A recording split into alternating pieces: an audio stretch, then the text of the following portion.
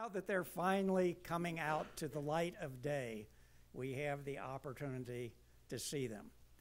And so then the connection to Ed Painter is through the other gentleman, Drayton Blackgrove of Delay in Block, who has provided us with the video that we've had since 2019.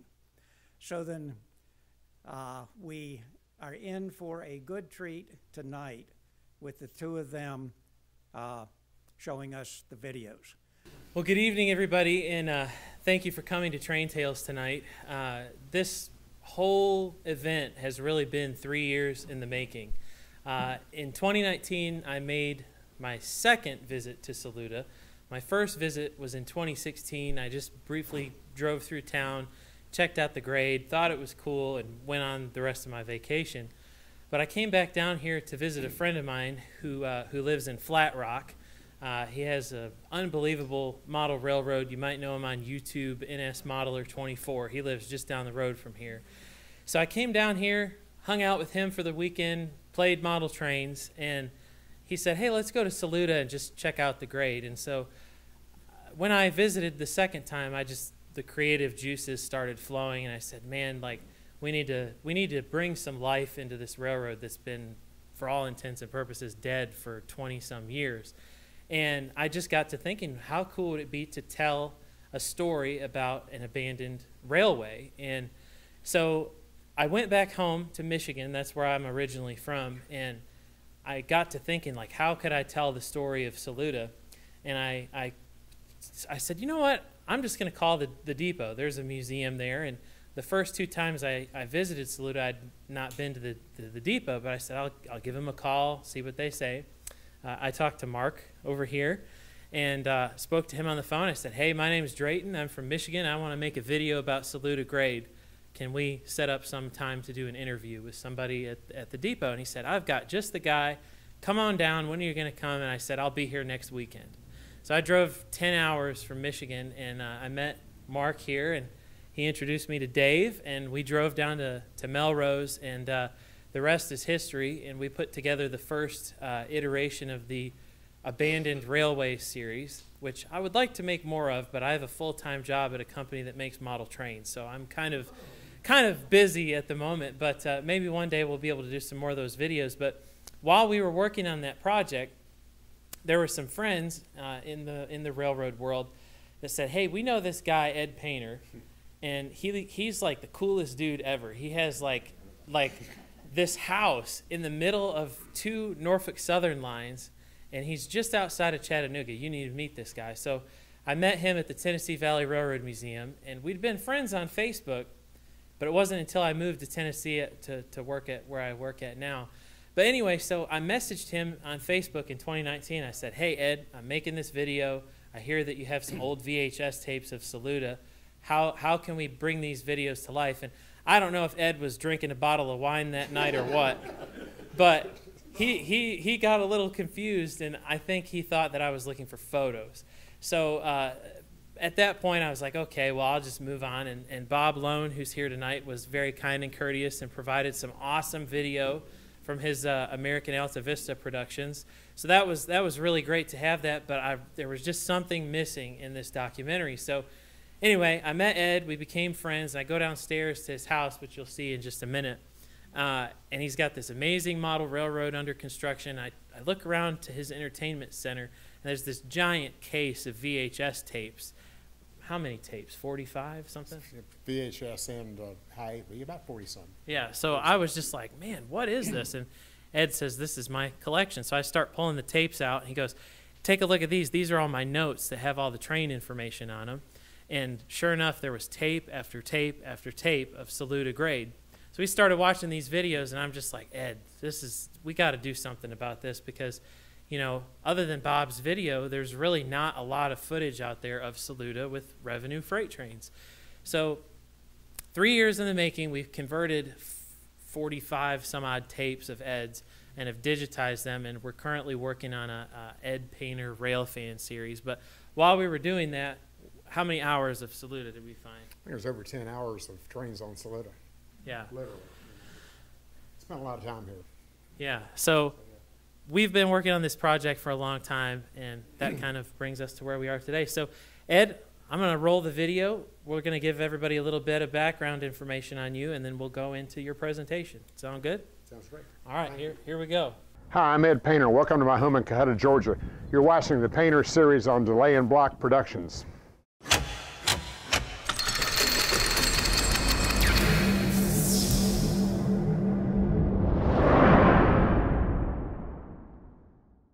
Well, the main line is the H line, which is on the west side of my property. That line is the main line between Chattanooga and Atlanta, Georgia on Norfolk Southern, former Southern Railway main line. Quite a few trains a day on that, bunch of intermodal, grain, a number of through regular merchandise freights, ethanol trains periodically, really very active line. With PSR, there's less trains right now, as well as the issues that are going on with the virus, but still an extremely active line with lots of traffic. The other line is the I line or Cohutta district. It connects the H line at Cohutta, Georgia to the A line at Cleveland, Tennessee. The A line runs from Chattanooga to Bristol, Virginia / Tennessee. Not a whole lot of traffic on that line these days. Historically, that line saw a lot of coal traffic from southwestern Virginia, East Kentucky, southern West Virginia, going to smaller coal-fired power plants in the south. But with the changes in rules and such with the use of coal, that a lot of that traffic's diminished to very little.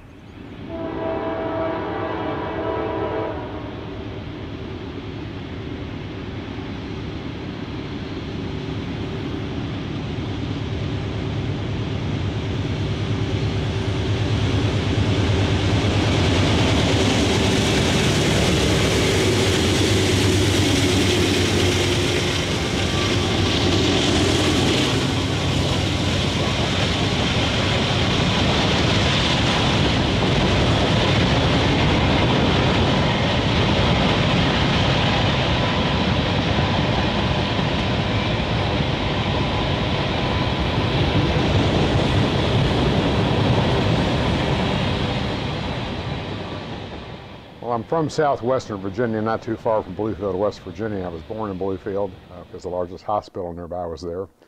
Where we lived in Giles County, Virginia, we had both the Virginian Railway, which was electrified, and the Norfolk and Western, which was steam when I was born. I was born in 1951. My dad was in management at the power plant, coal-fired power plant at Glenlyn, Virginia, and he always had an interest in trains. So from the time I was very little, he had me out watching trains with him, driving around steam engines, electric engines, all that type of thing. And he actually got me some gauge model railroad stuff when I was so young that I basically destroyed it immediately upon receiving it. but anyway, so my dad's interest in trains spilled over to me, and he inspired me to really like railroads and railroading. My dad had a very strong work ethic. He was a very, very smart individual, well educated, had a master's degree in engineering, as well as an undergraduate, obviously. Succeeded very well with in his company, getting into upper management with American Electric Power Company before he retired. But so there's a lot of work ethic thing there. He's also a great example in terms of how he dealt with being a family man, for being a good husband, being a good father. Just really good lessons and all those kind of things that we need more of today in this world that we don't necessarily get.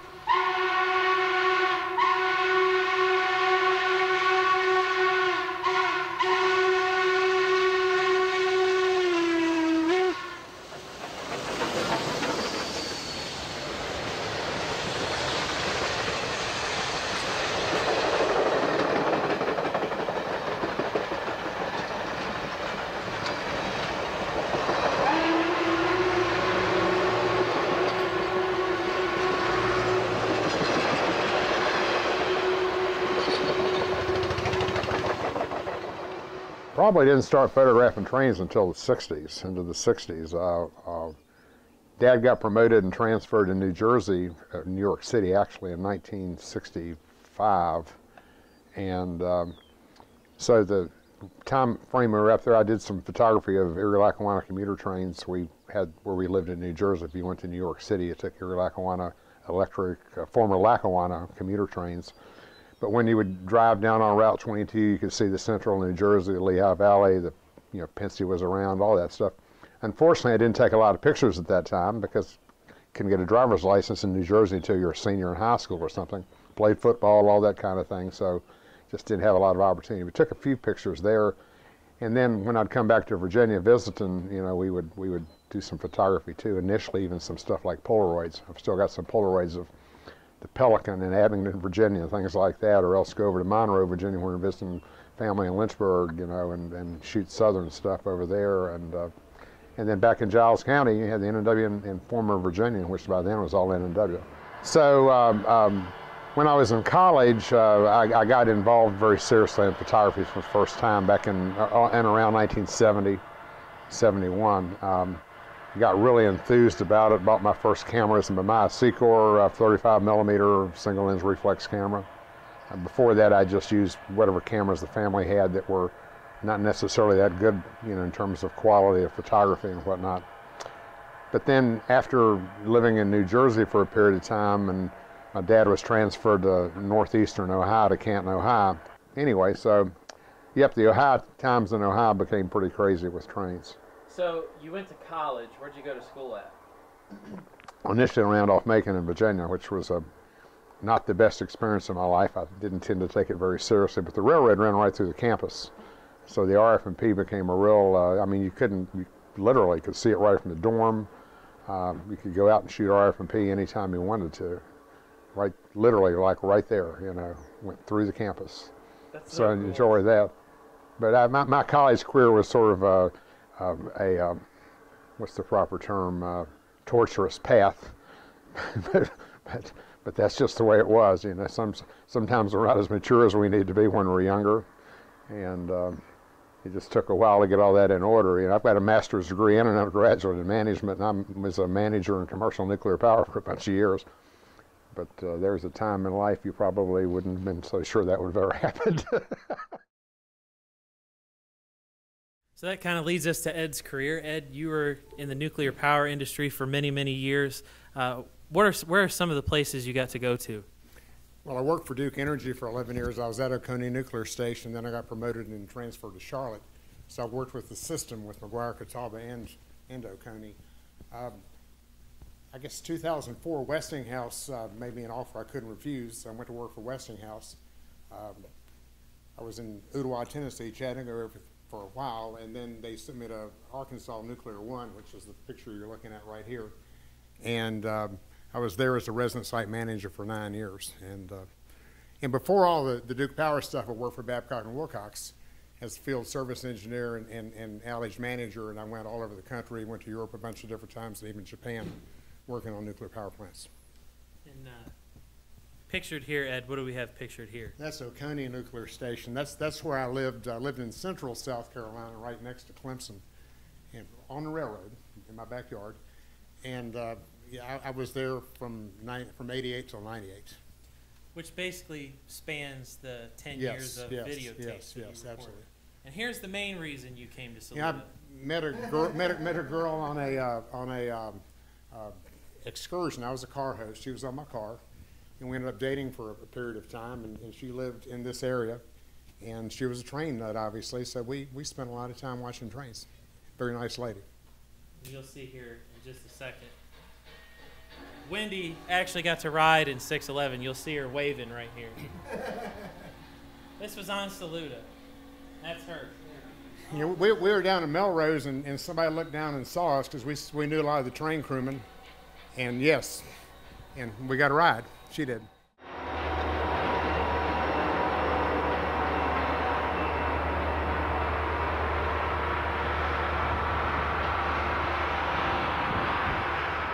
So Ed, you first began to visit Saluda about 1992 at the beginning of the year. A lot of these photos are going to be from 1992 to about 1997. As you can see, here's the Hain turn at the top of the grade, just sitting right over here. And you know, what were some of the typical trains that you would see on Saluda grade back in the day? Well, at that time, the main thing was 377 and 378, which were the trains that went between Asheville and Hain Yard in Spartanburg. And I guess at some point they stopped numbering them 377 and 378, just made them extras. But that was the local, basically, that went down wood chip, empty wood chip hoppers, various empty stuff down, went to Hain, picked up loaded wood chips, various things, and came back. Fascinating thing about that train would be that you had to limit how much you took up the grade each cut with your power. So they would come back with the train, and it may be double, triple, even quadruple to get the whole train up the grade. So you spent a lot of time watching this train go back and forth up the grade. Sort of a great experience. The other trains, the Belmont Coal Train, which went to Plant Allen, Duke Power's Plant Allen near Belmont, North Carolina, that still operated regularly on the grade between Appalachia, Virginia, and Belmont, North Carolina. And then watery coal trains later on, I recall seeing a good number of them, which went to watery fossil plant for South Carolina Electric and Gas in central South Carolina. So those are the main things. And this is the Hain turn coming up the grade at Melrose, and we'll let you listen to the train as it goes by.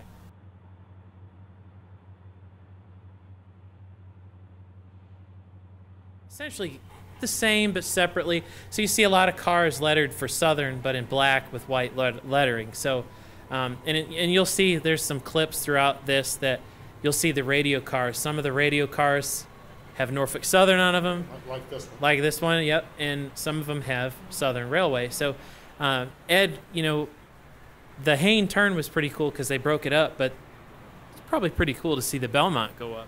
Well, to see the empty train come up was cool, but going down the grade with the Belmont trainers, I don't think we don't have one. I think in this group of videos, but when they went when they went down the grade, you know, they're pretty wide open. The head end clears the grade, starts down the grade, and they keep things, you know, pretty wide open until the mid trains crest the grade, and then they go into lots of dynamic braking and slowing the train down.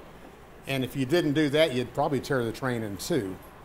So, you know, that's pretty interesting to see that. In fact, a former road foreman that I knew in South Carolina was knowledgeable about all this stuff. And he said if he went to McDonough, where the training is done with engineers on Southern and Norfolk Southern, if you let the computer try to take a Belmont train down Saluda, it would break it in two every time.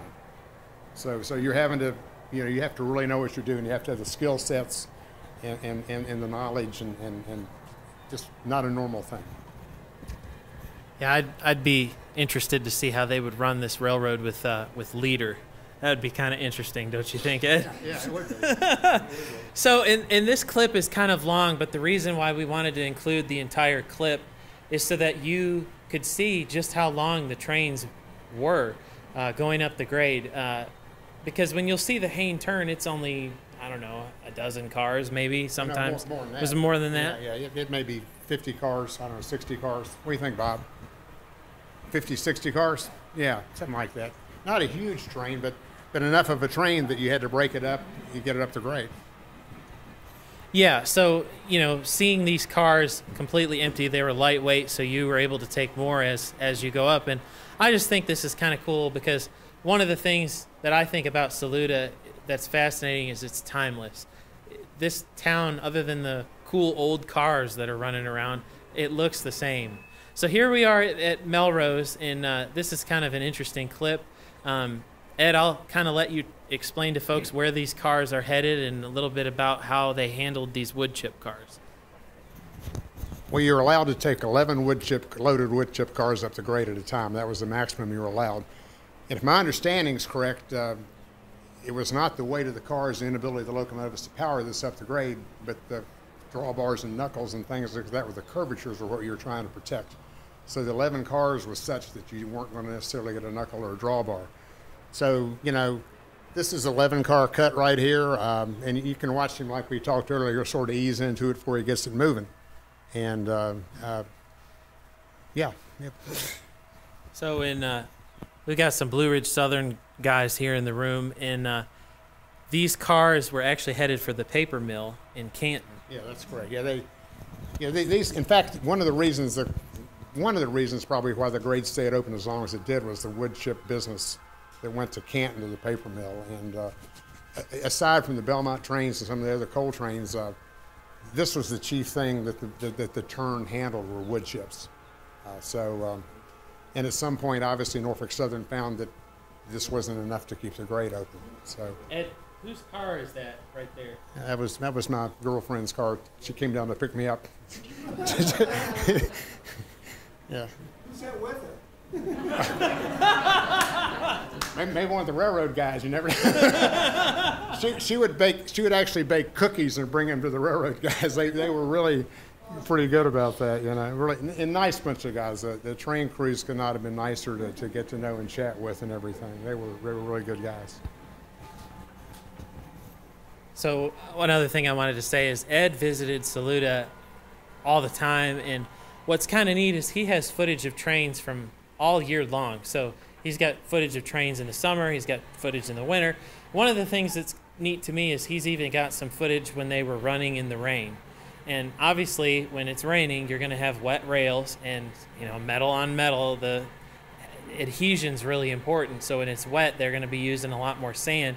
Plus, they had wood chips, and the wood chips would soak all that water, so those cars would be twice as heavy. On this day, they really didn't have to worry about it that much because it was a nice hot summer day. So, but you'll see a lot of his video clips that we eventually will get around to posting on YouTube. He's got footage all year long. The rainy footage is actually going to be in the video that we're going to put up on YouTube tonight. It's going to go out at 9 o'clock. So it's kind of interesting just to see all the different weather conditions that the train crews had to battle. We actually heard an interesting story about sand on the grade from our friend John over here. Maybe he'll have to do a separate Train Tales to tell you some of those stories. But there's a lot of really great Saluda grade stories about runaways and things like that. Ed, what are we looking at right here? Well, we're coming up grade with these wood chip cars. We're one of the steeper parts of the grade. We're a little bit east of Sand Cut, and just nice to watch it work and hear the locomotives pulling it up through this S curve. And you know, the favorite power of the crews were 3 SD40, SD40-2s. They didn't want the high adhesion microprocessor, computer controlled stuff. They wanted control of their own train. And these were pretty skilled engineers and crewmen, and yeah, this was their preference as far as if they had power for a train.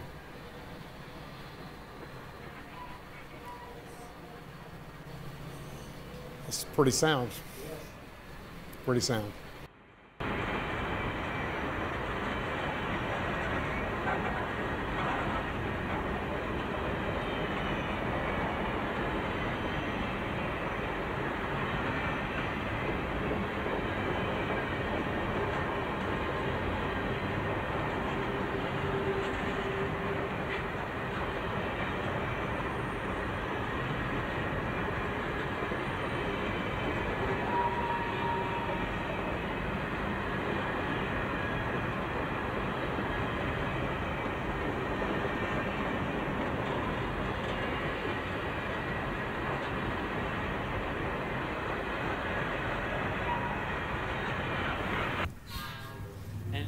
I believe this clip here was from one of the rainy days that Ed was there. And I tell you, one of my favorite things you'll see in a lot of Ed's videos, all these really cool old pickup trucks. Ed, he's got an old Chevrolet pickup truck, so he's you know, I've got a brand new 2021 Ford pickup. I like my new truck, but he likes the old stuff. he calls my Chevy a redneck truck, but you know, he's just found on road dead. And I'm the one from the Appalachian Mountains of Virginia and West Virginia, so you know. Well, one thing I'll tell you, if you ever go chase trains with Ed, just don't sit in the back seat. And don't eat all day, because you will throw up. We went up, what's the road that we went up? 176? I tell you, that was like riding a roller coaster. But if you're going to get multiple pictures of train in the mountains, you got to know how to drive in the mountains. so that's just I tend to be a little daredevilish with mountain driving, but you know, it gets pictures. You know, it works out. And Moonshiners did that too. Oh, absolutely, yes, and I'm from that part of the world originally, so yes. Any idea where those poles, all that lumber? No, do not know where those are going to. Can't tell if that's hardwood or you wouldn't. It must be hardwood. Must be hardwood. So getting into the still photo section of the video, well, I should say of the presentation. This is the Hain turn. Obviously, we touched on that a little bit earlier. And what's interesting about Ed's photos is you'll see some of these videos that Ed has taken, and the camera will be still. While the camera was still, Ed would take still photos. And it's really nice because if Ed didn't do that, we wouldn't have all of these awesome photos to go along with Ed's collection of content there. But so obviously you can see here's the Hayne turn coming up the grade with the wood chips. A couple of signs in the picture. Yep, a couple of signs in the picture. That's coming through sand cut. Just a comment too on the, laughingly, when he asked me about did I have pictures, nothing was scanned at the time. These are all 35 millimeter slides that have been scanned. The company he works for, which is Scale Trains, which is one of the better manufacturers of HO gauge model railroad stuff, because they wanted the technical data, the stuff from my pictures, they have scanned 60,000 35 millimeter slides of mine. So these, you get them, they're beautifully scanned. You can sit down with Photoshop and clean them up a little bit, and you know, it's just amazing. So you got to sort of thank Scale Trains for the fact that all this stuff exists that I can easily show people now, because there's just no comparison to old 35 millimeter stuff by itself. So and commenting on Ed's driving, because he drove so fast, he was able to chase the train and get, you know, 6, 7, 8 shots between Saluda and Asheville, and that's what we're looking at today. Asheville's a lot different today. A lot of you guys that work for the railroad know that. Traffic is just totally different.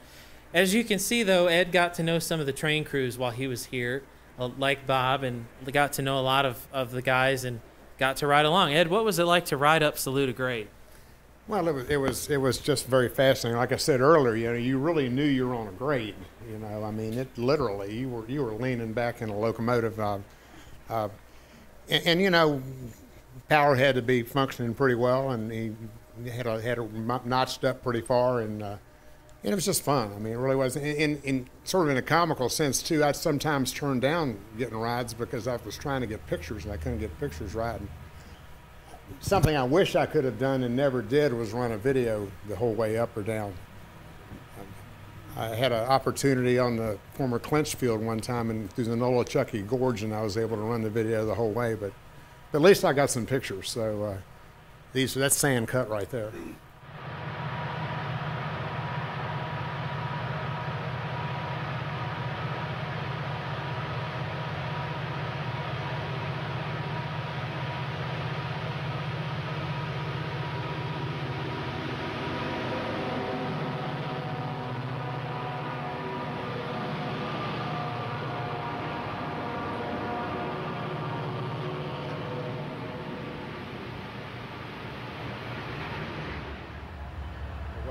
That's a nice truck. Yeah, that is a nice truck.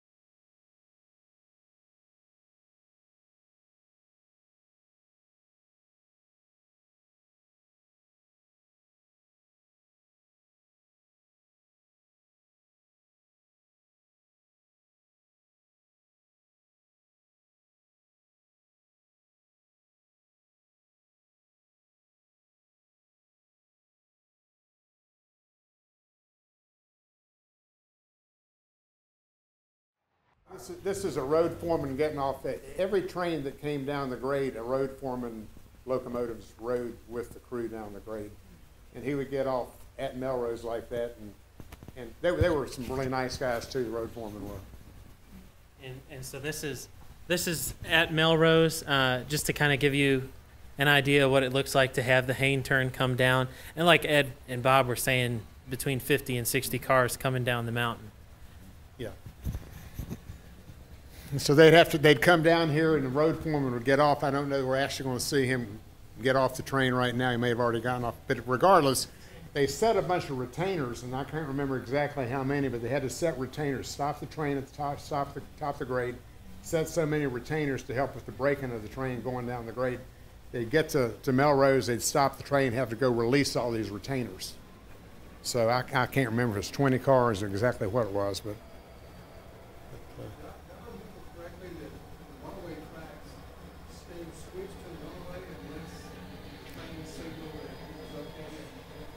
Originally, it was they would use a whistle type arrangement of some nature and had a person there manually. But the timing zone, they had a zone, and the train had to stay at 8 miles an hour during the course of that timing zone. When the train successfully went through the timing zone, then the switch at Melrose would automatically align itself to go to Asheville, and the train could go that way. But if you didn't stay that 8 miles, you're over 8 miles, it would not do that. You'd be up the safety track. And John, you were going to say something. I just said, and to get signal coming in. Yes, yeah. And so as you see, like the progression of Ed's photos, as it went from the early 90s to the mid 90s, you're going to see a lot more SD60s. Even in the 80s, you know, you had the SD60s that were going up and down the grade, but the SD40-2s were not used as often on the grade. Now, these are my two favorite Ed photos of Saluda grade. He hiked up Sand Cut. I don't know how you ended up. We were looking at that today, and I can't figure out how I got the trees out of the way. I mean, it was a long time ago, but So, yeah. as you can see, just a beautiful time of the year. This is in the fall. I think this photo was actually taken in 1994. I'm not 100% sure, but you visited Saluda often in the fall. Yeah. And as you'll see here in the next clip, this is probably the most, I love this photo too at the bottom of the grade. The same train, by the way. All the past two photos are the same train, so Ed's driving. He drove pretty fast to get those shots.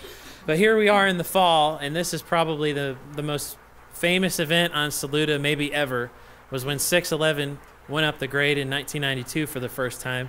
And before I hand the mic back, I was telling Bob this story earlier. In the raw footage that you go through looking at the old VHS tapes, Ed was sitting on the grade, and this truck pulls up, and these guys get out of this truck, and they start talking to each other, and the guy that's out of frame is like talking to Ed like Ed's an old friend. Well, Ed didn't realize who it was, and he's like, "Where are you guys from? Blah, blah, blah, blah, blah." And Bob is the guy that got out of the truck, and he goes, "Ed, it's Bob." And Ed goes, "Oh, Bob, it's so great to see you." And then for 5 minutes, Ed and Bob are sitting there talking about how they're going to film 611 on the mountain and everything. And then Bob looks over at Ed's camera and goes, "Hey, you're rolling tape right now." And back then, of course, you know, me being 25, I haven't had the misfortune of using VHS tape and only having so much tape that you can actually use. So Ed didn't want to waste any more tape on talking to Bob. But anyway, I'll hand the mic back over. Well, yeah, some of the worst things I've done like that are put the camera back into the trunk of the car and drive 50 miles and leave the camera running the whole time, you know. While so you can hear what kind of radio stuff I'm listening to and everything. While he's listening to Led Zeppelin. Probably country music, but anyway. That's me. Yeah. So when was this? This was 92. That was 92, because 92 I shot it here, and then in 93 I shot it at that other location where it's 4.8% on the other side of Sand Cut. He was. Yeah, if you back up to the back of the second car, you'll see something that looks like it's about 4.5 feet tall, barely carrying over. That's awesome. That dates us and makes us feel old, doesn't it? So where we got to see it. Yeah. Yeah, absolutely. So where were you at when you were, these scenes were? Normal railroad. But as a kid, you know, the Powhatan era was Palatine era was Norfolk and Western's #1 passenger train, and they would have a Class J like this and 5 or 6 cars, and it really came through along the New River, and really amazing thing to watch. Plus the other thing steam-wise where I grew up were Norfolk and Western ran 2 882 compound mallets on virtually everything, and watching coal trains and freight trains was just a show. And then of course the Virginian with the electrified stuff was amazing too. So I was really blessed as a kid to have this stuff literally out the front door.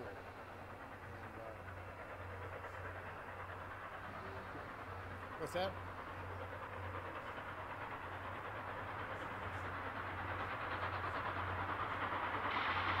My understanding wasn't really installed.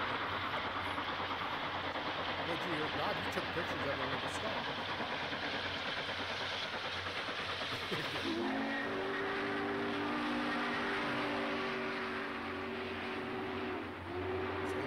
So he just lost it.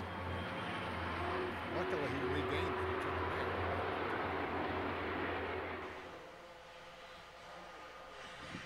Yes, sir.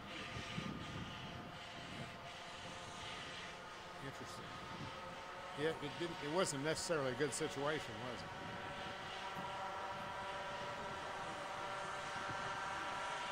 Yeah. And the girlfriend was actually in the cab when that all took place. Yeah.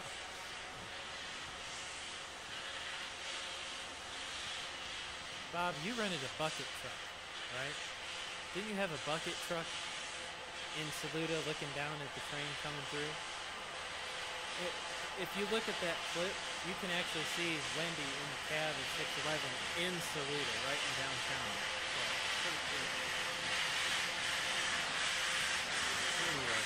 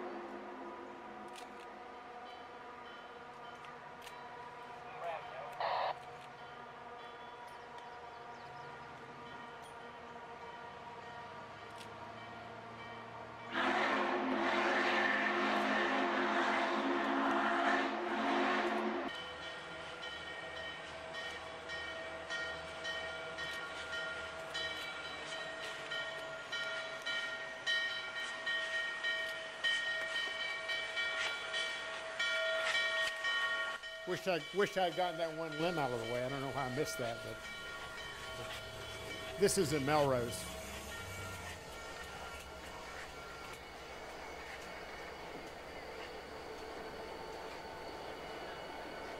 The guy was making full use of the porch on the SC40-2.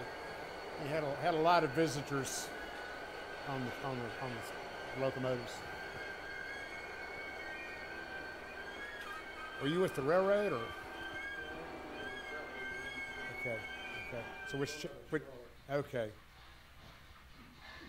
I belonged to the Greenville chapter back then. Yeah. We sold this trip out in about 2 days. Oh, I can imagine. Where was this at? This is down Slaughter Pen Cut. Down.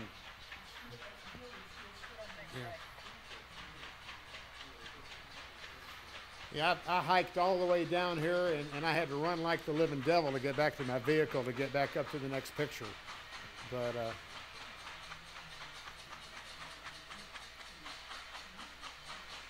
sort of nice to hear the steam locomotive work up there a little bit. He's doing it himself.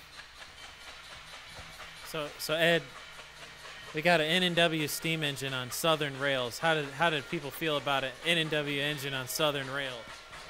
N&W and Southern are both extremely good railroads, but when they merged, there wasn't a lot of love lost between people on one railroad or the other. So I'm sure, and John, you were a Southern guy, there's a lot of animosity back and forth on stuff like that. So it was funny. But all in all, it worked out pretty well. But I think anytime you take two corporations and merge them together and things change, everybody's unhappy because it's not the same. It's not what it used to be, and change just creates situations and so forth. Huh? There was no comparison. He said it was better than Penn Central.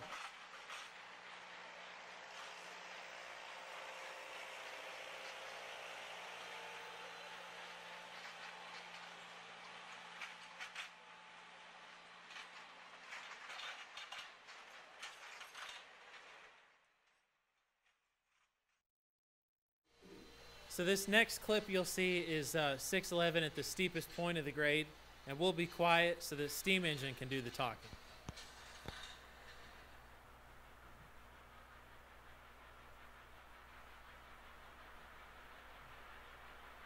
Isn't that crazy, John, that we were standing right here today?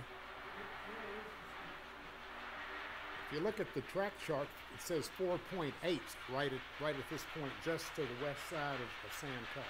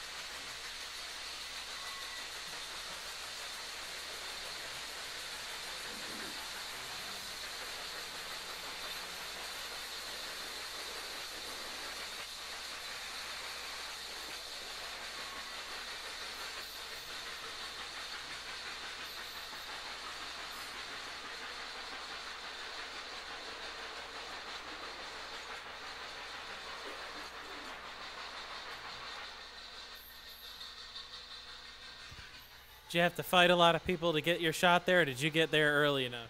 I think I was there first. That's why I wasn't those people behind me. Something like that. But most of the times when you're out rail fanning in situations like this, people are pretty polite and work back and forth with one another. So it makes it a lot easier when everybody works together, respects each other. Ed hates chasing steam excursions, but he does it if it's an N&W engine. Well, it depends. If it's a true excursion, that's one thing, and maybe a museum train is something different. But yeah. They ran Norfolk Southern ran a lot of steam excursions back in the '80s and so forth. And I would go back up to Virginia and chase them from Roanoke all the way to Bluefield and various things like that. And most recently, when 611 was restored, they ran some really nice excursions between Roanoke and Lynchburg, in Roanoke and Walton, Virginia, and I go chase those too. So where is this video taken at? This is on West End out there, west end of the double track, Saluda.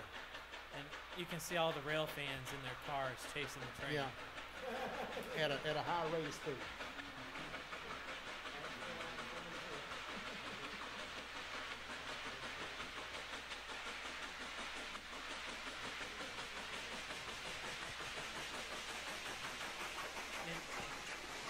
It's not just Saluda. We're going to have many, many, many other videos that Ed's produced over the years, but I think with all of the steam trips that Ed chased, there's probably another 15 hours of just steam.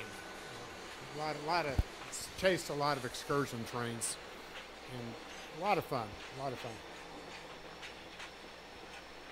It's really a shame that Norfolk Southern steam program got canned and we're not running stuff. Perhaps with some new management that's taken over with NS, there may be a chance for that to change, but you never know.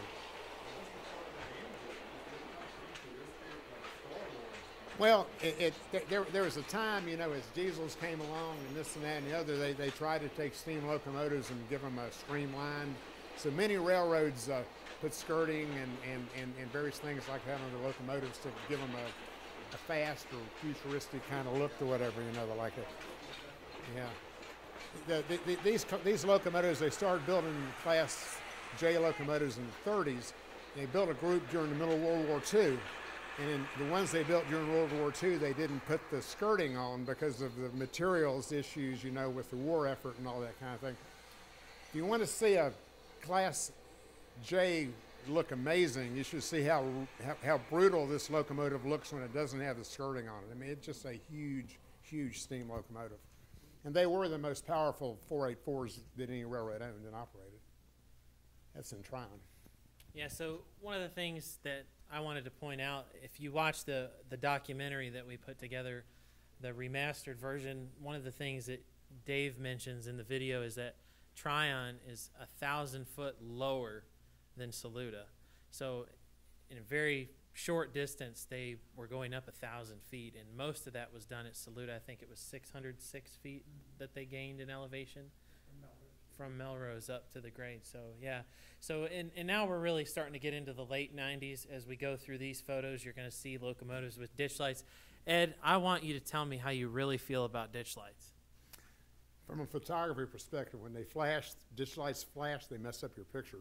So I'm not real pleased with ditch lights, but I'm an older guy, you know, so these younger kids, that's just normal to them. But that's Ed's politically correct answer, but we'll go with that. They're Canadian. They should have stayed in Canada. You know? Just like wide cab locomotives. You know? So Ed, this is one of the water tree coal trains, and I noticed that on the Belmont they had mid-train units, but on the water tree they had helpers on the rear. So were these manned helpers? Yeah, those actually had crews on. They were manned, yes. And I was asking earlier, I don't know whether they put that on in Asheville and took it off in Spartanburg or whatever they did, but certainly coming down the grade, the whole purpose was braking to help hold the train back. And obviously when the hoppers went back, you know, they took it up as one group of things and kept the train together by having the pushers on the rear of it.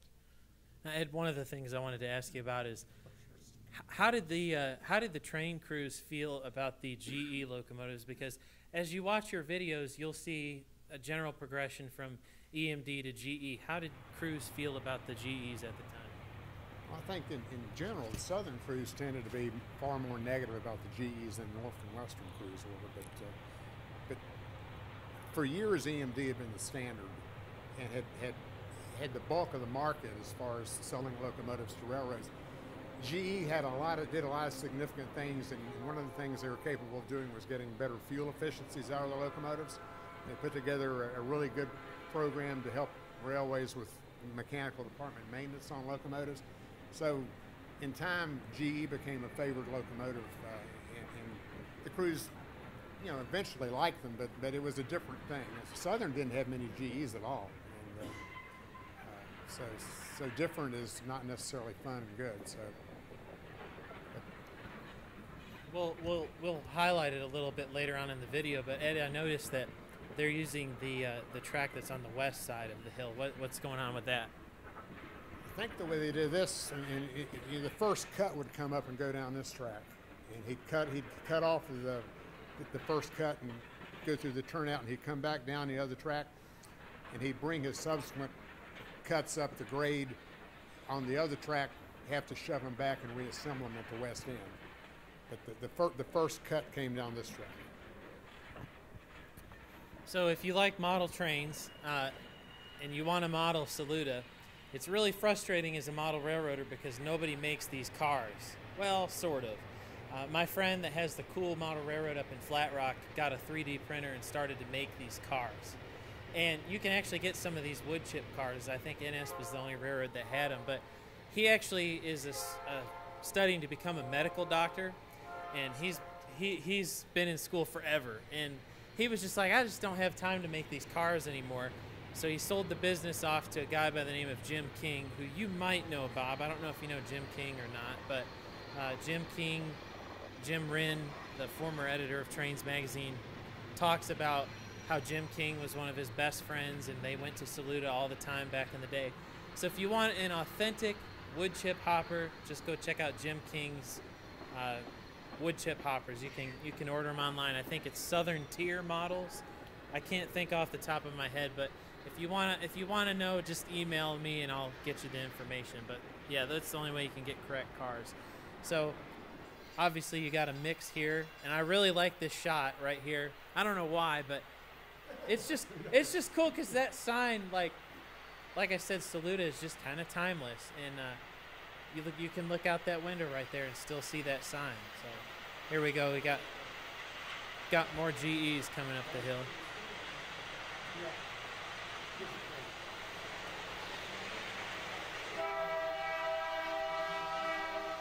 Yeah, the chip cars are HO cars. Yep. Are you an N-scale guy?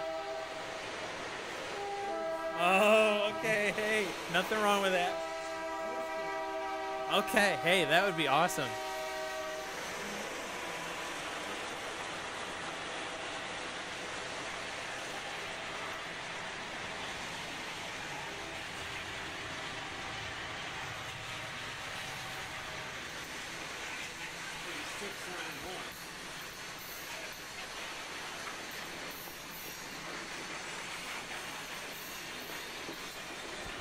You look out here right now and you see this, and it's like, holy mackerel, it's like, what has happened? It's just, this is, I think, the second time I've been to Saluda, or maybe third time since operation ceased, and it's just really sad to see what this has become. Again, economically it's understandable, but it's just sad. What's up with that random? This is also a comedy. This is like produced. For some reason, at 86-bit auto parts, box found really claiming probably 90% of the time.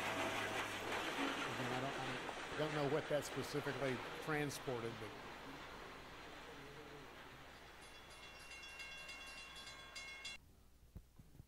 So, speaking of model trains, I just wanted to give a little bit of a shameless plug, but if you want a C39-8, my employer actually makes those and those. So if you want a -9 or C39-8 scale trains, that's where you can get one. A lot easier to get one than the wood chip hoppers. But another funny story I wanted to tell. Talk to your owner. Yeah, I know, that'd be pretty cool.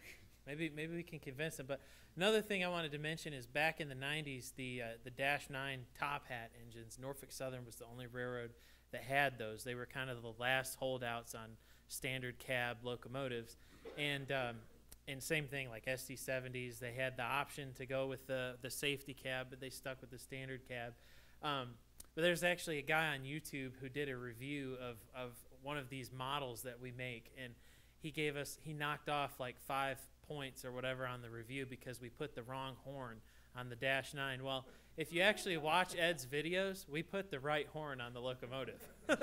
They actually replaced the horns on those locomotives in the early 2000s. So, and here's a -9, a very early -9. This is probably real close towards the end of operations on Saluda. Ed, when was this taken? I do not know. I don't know. It would have had to have been 95, 96, something like that. So obviously standing right out here on the bridge. Those are some shiny new -9s, and they're all going away. What are they becoming now? AC-44 C6Ms. And the crews miss those quiet cabs. Yeah, for whatever they've done when they've rebuilt these engines, everything rattles in the cabs, and you get a lot of complaints. The crews complain about all the noise. But they were able to take them and rebuild them, and instead of having DC traction, they're AC traction, which has a lot of efficiencies that are far better at pulling trains and so forth.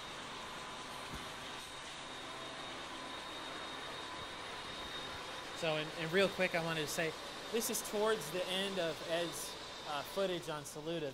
I know these tapes were done in 1997, so I was 1 year old at this time. So, so one of the things that was kind of neat to me is just seeing these locomotives. And you see these trucks right here, these rock trucks. As we release these videos, you're going to see a lot of these rock trucks. I'm going to pause it so you can actually hear what I'm saying, but you'll see a lot of these rock trucks. And there's actually a few clips where Ed is standing up here on this bridge, and he's filming the train coming around the curve, and these rock trucks just come flying around the corner. And they honk the horn at the train, and the train honks the horn back at them. They wave at each other and everything. So I don't know where these trucks were coming from or where they were going to, but you'll see them a lot in these videos, so look out for those. Is it? So there's a quarry up the road, that's what he said. This must be the first cut. Yep. Sorry? I do not recollect that at all. I mean, they weren't in every train, but there were significant cuts regularly. You're right. I don't know.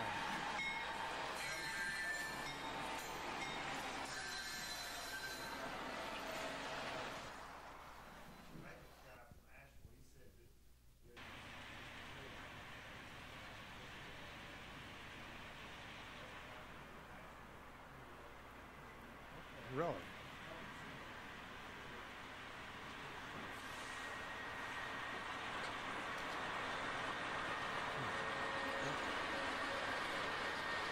I don't know.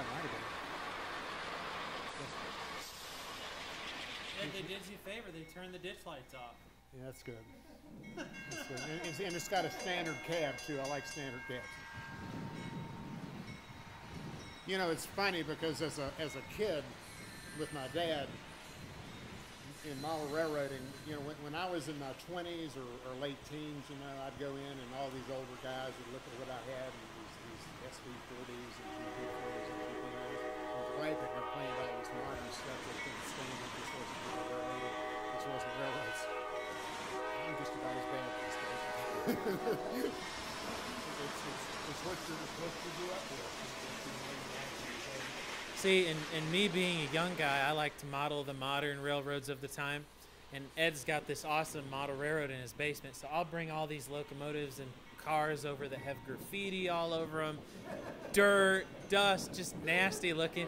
And he'll be running these beautiful, like you just got them out of the showcase, model trains. And why do you do that, Ed? All the photography of dirty trains over the years, I like to see something clean for a change.